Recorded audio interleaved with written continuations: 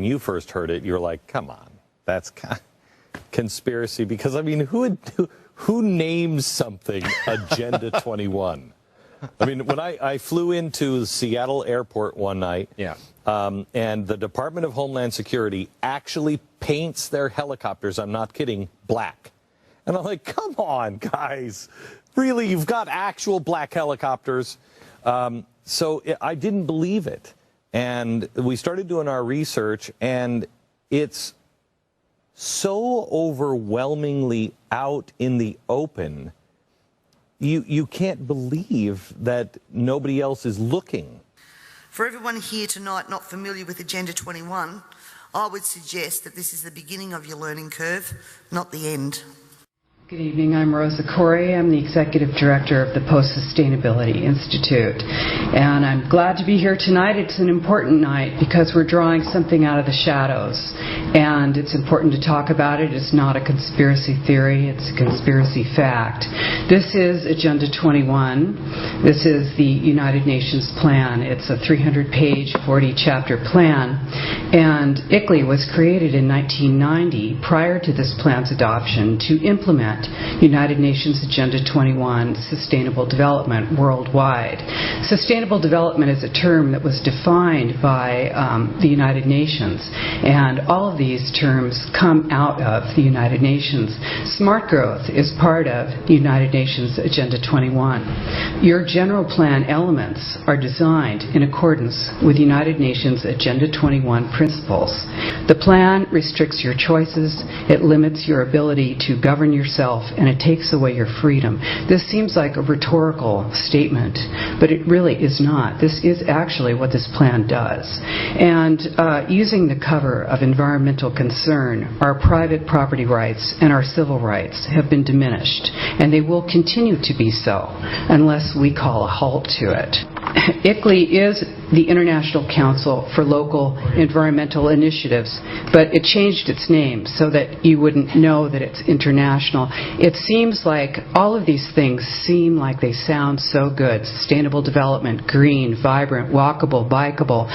You know, how could you be against that? But really, when you know about this plan, it is really very serious. Did you know that there's regional plans all across the nation right now that are being rolled out that are all exactly the same? They're all in alignment with the principles of UN Agenda 21. And ICLEI is their agent. An NGO is an affiliate of the United Nations. That's what that means. They're not part of this government. They're outside, coming from outside of our nation. And they don't have the best interests of Americans at heart. What they're going for is 11 regions in North America, not states, not our 50 states, 11 regions. They will be appointing people to do the planning and the running and the operation of those regions through the United Nations. The International Council of Local Environment is an oxymoron to me. What does the International Council have to do with our local environments? On the ICLEI website, it says 200 local governments from 43 countries convened at our inaugural conference, the World Congress of Local Governments for Sustainable Future at the United Nations in New York. I think there's a connection. Wouldn't you agree, Mr. Mora? I am patently against ICLEI and Agenda 21, and I urge the city, as a resident, to withdraw your membership. That's not to say give up your green programs. That's not to say give up striving to have a better environment. But disconnect from this organization. It is not good, folks. This isn't about green. Green is just the guise. Green is just the guise until we open our eyes and realize that control is how the people that you're working for really roll. Here is the Local Agenda Planning Guide, ICLEI. Local Agenda Planning Guide, ICLEI. If you open this up, it's from Maurice Strong. It talks about the United Nations. It talks about Agenda 21. This is it. You cannot deny that they are not connected. Neither the United States Congress nor the American people have voted for Agenda 21's implementation. They are there to indoctrinate people on the local level and bring it up through the state until it's a reality. And these people are all here tonight because they sense the same jeopardy. I hope that you understand this is bigger than all your tree questions and your trash proposals or anything else. Former President of the United States, George Bush Sr. said, effective execution of Agenda 21 will require a profound reorientation of human society, unlike anything the world has ever experienced. A major shift in the priorities of both governments and individuals, and an unprecedented redeployment of human and financial resources. Dixie Ray, former Washington State Governor and Assistant Secretary for Oceans and International Environmental and Scientific Affairs, stated, Agenda 21 seeks to establish a mechanism for transferring the wealth from citizens to the third world. Fear of environmental crisis would be used to create a world government and UN central direction.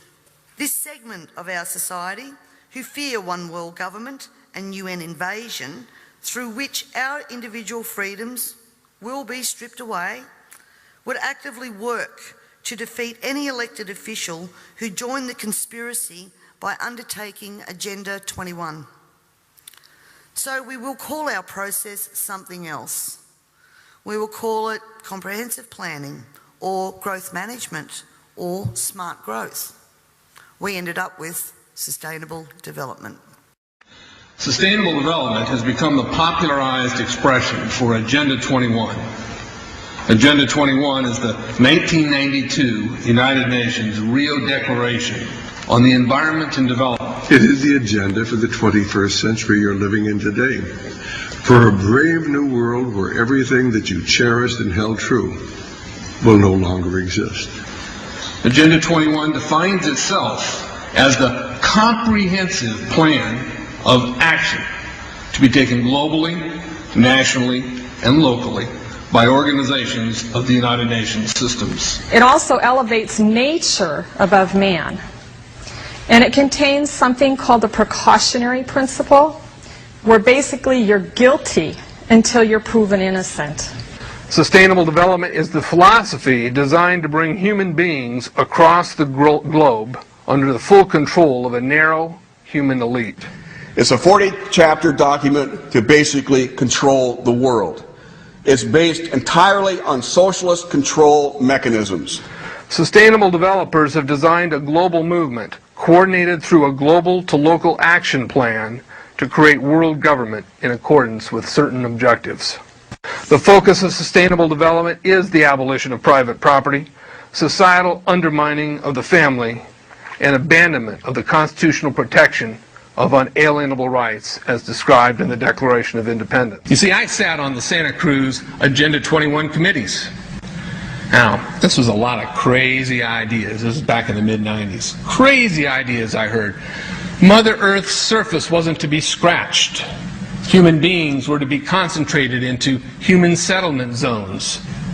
Educational systems were to focus on the environment as the central organizing principle. All aspects of life were covered. Well, I went to these committees at the request of some people who told me that I needed to understand what was going on, and I came back and I said, this is craziness. This is so silly.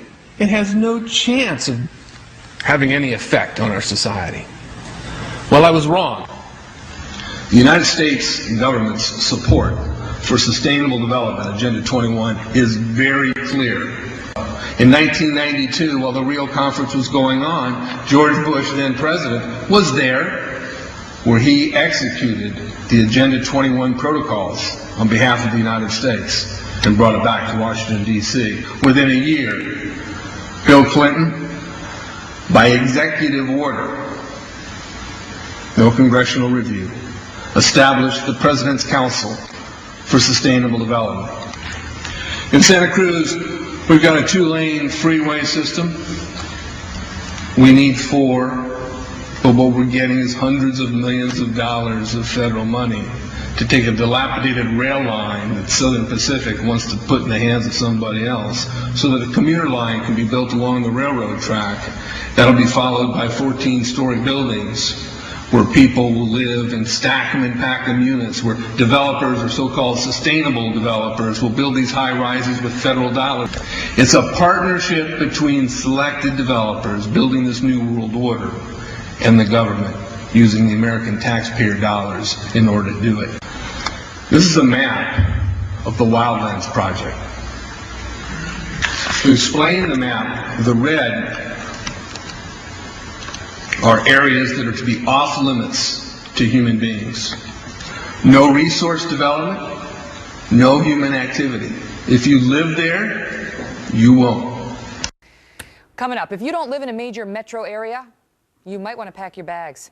Years ago, moving to the suburbs was a sign that you were making a better life for yourself and your family. But our next guest details a government report suggesting there may be a long-term plan to change all that for you. The effort to, quote, Manhattanize America. If you live in the suburbs, don't get too comfy. Our next guest says the Obama administration has plans to push Americans slowly but surely out of the burbs and into the big cities as a means to, quote, spread the wealth around. The yellow areas are the areas for major control of all human activity. If you live there, you won't.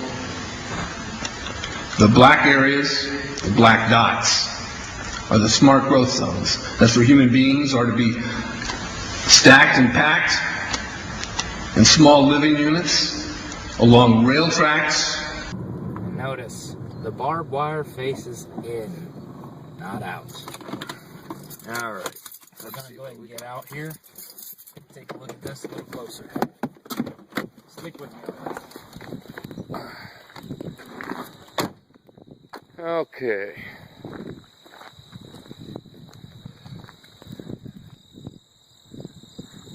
And these buildings are pretty massive. They could hold a whole lot. Basically, there's 1, 2, 3, 4. All the way down there, there's another one over there and one in front of that. So there's 6 big buildings. And then you notice each of the doors are numbered.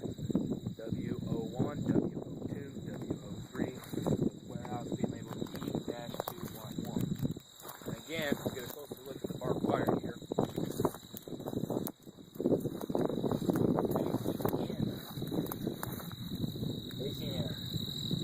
You can see the railroad tracks that go on the sides of all the buildings.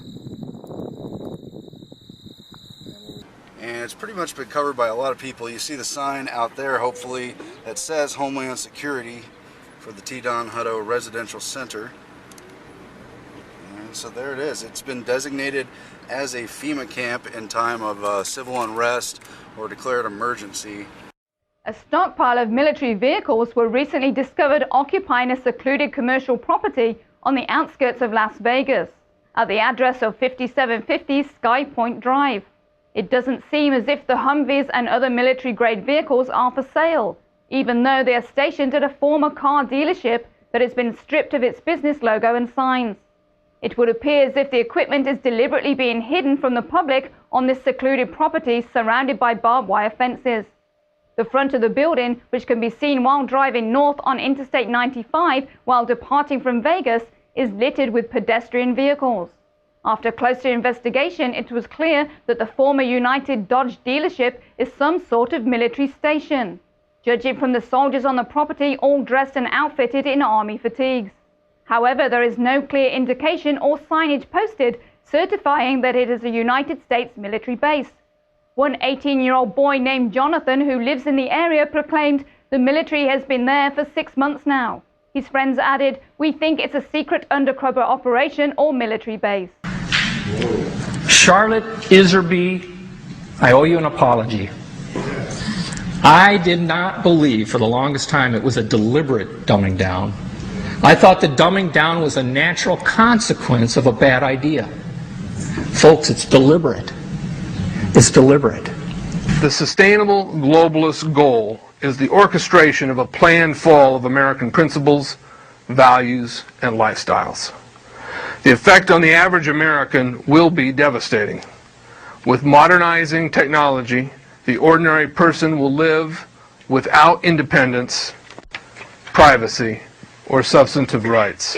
This government has been working overtime to take away our rights to common law through many pieces of legislation. Common law is what guarantees us an ability to correct injustices. This coming year, I promise you, you will also hear debate over a number of pieces of legislation that will further erode our common law rights. And you have to get behind me on this, ladies and gentlemen, to stop this from going through. As Agenda 21 became more and more apparent to me, I began using the line in Parliament that government was now declaring war on its own citizens. And that goes back as far as 2008. This, of course, led me to being labelled a conspiracy theorist. But here we are now, openly talking about Agenda 21 and the ramifications we will see in a short period of time if this is not stopped in its tracks. The environmental crisis will be the international disaster that will unlock the new world order, one world government.